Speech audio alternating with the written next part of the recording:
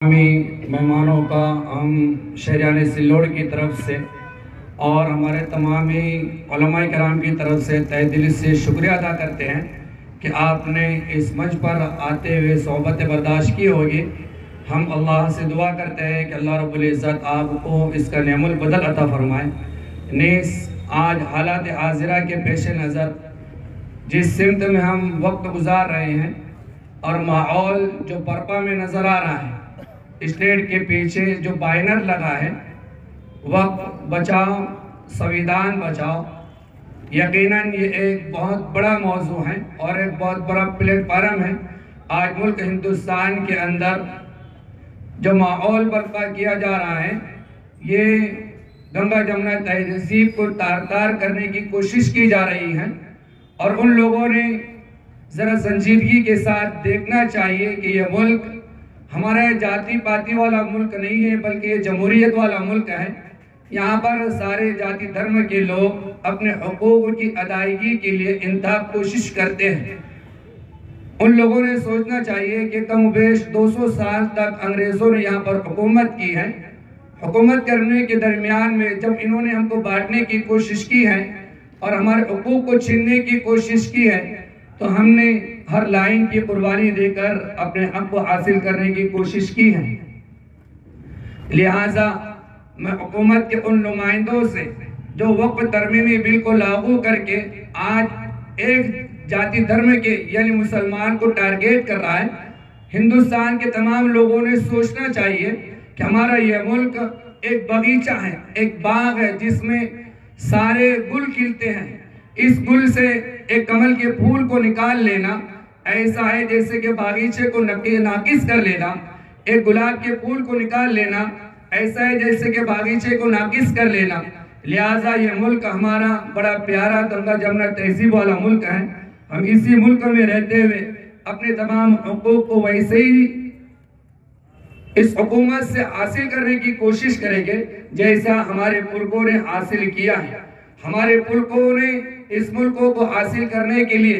इस मुल्क से अपने हुकूक को हासिल करने के लिए कुर्बानी दी है, जिसमें पेश मौलाना अबुल कलाम आज़ाद और इसी के साथ अशफाक उल्लाह खान साहब, इसी के साथ भगत सिंह साहब और इसी के साथ और दिगर बहुत सारे महापुरुषों ने कुर्बानियाँ दी हैं और बताया है कि अगर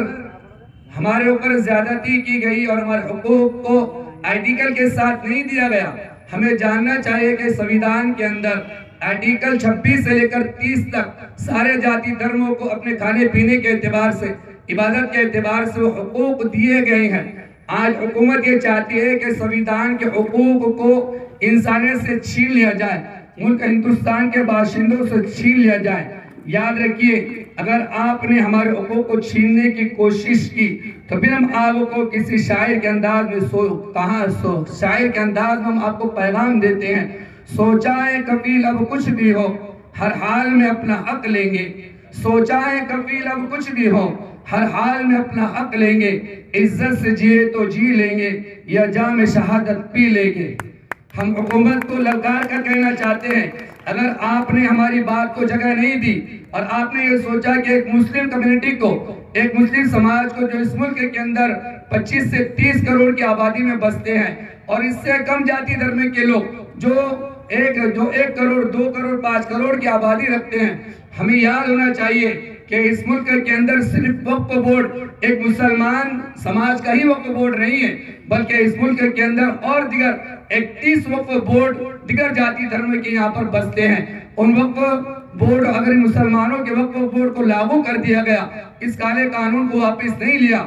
और हिंदुस्तान में बसने वाले दिगर जाति धर्म के लोगों ने हमारा साथ नहीं दिया, तो याद रखिए ये हुकूमत हमारे से अपने तमाम जाति धर्म के लोगों से उनके औकात की जमीनें छीन लेगी और अपने घरों को बसाने की कोशिश करेगी। लिहाजा हम अपील करते हैं कि आप तमाम लोग हमारा साथ देकर इस प्रोग्राम को कामयाब बनाने की फिक्र करें। एक शेर के साथ मैं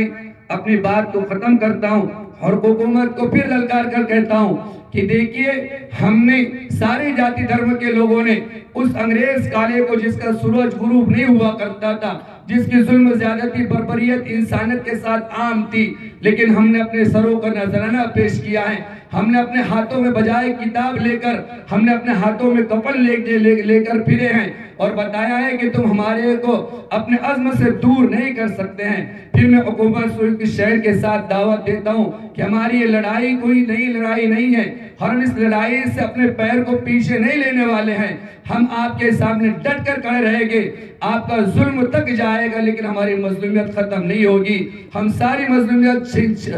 मजलूमियत सह लेने के बाद अपना हक उसूल करने की कोशिश करेंगे। किसी शायर ने कहा है, सरफरोशी की तमन्ना अब भी हमारे दिल में है, सरफरोशी की तमन्ना अब भी हमारे दिल में है, देखना जोर कितना बाजुए कातिल में है।